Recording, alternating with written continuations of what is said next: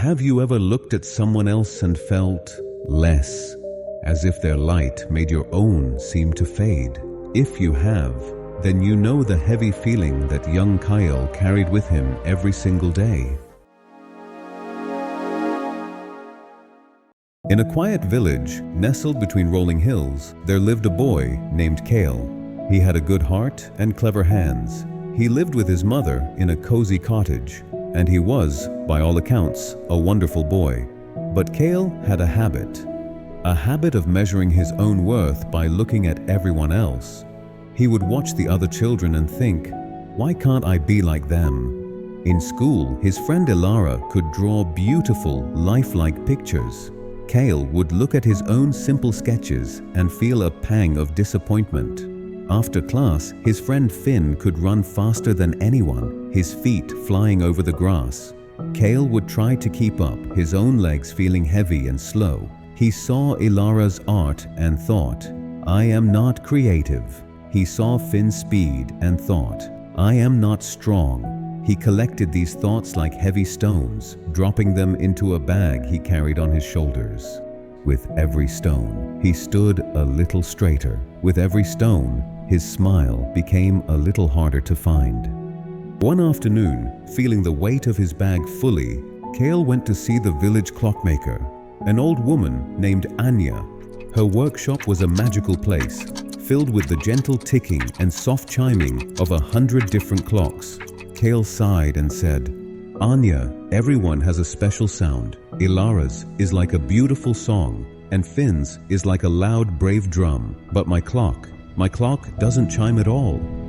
Anya smiled, her eyes twinkling. She led him to her workbench, where a beautiful old hourglass sat. The sand inside was still. This hourglass, she said, believes it is broken because it does not swing like a pendulum clock or chime like a grandfather clock. It sits here, feeling useless.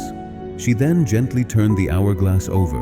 The sand began to flow, a steady, silent stream. You see, Kyle, Anya whispered, its purpose is not in its sound, but in its flow.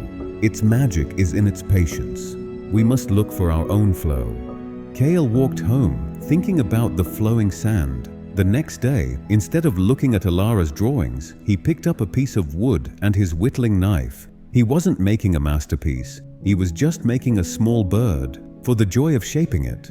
The first one was clumsy, but he tried again. He noticed that while he wasn't the fastest runner, he had a steady pace. He could walk for hours without getting tired, noticing things others missed, a hidden bird's nest, an unusual shaped stone. He started spending a little time each day on his whittling. Then, he would take a long, observant walk. He stopped filling his bag with stones of comparison. Instead, he focused on his own flow, step by step, cut by cut, day by day.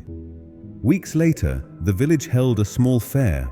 Ilara displayed her stunning paintings.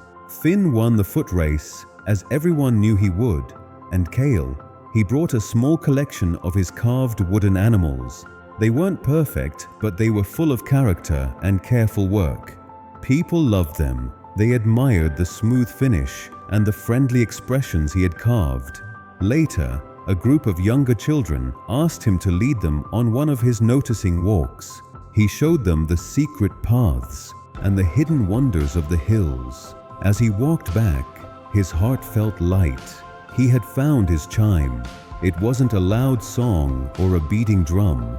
It was the quiet, steady sound of sand flowing through his own hourglass. Your value is not found in the reflection of another's light, but in the steady glow of your own. So, what unique flow waits inside your hourglass to be turned over and begun?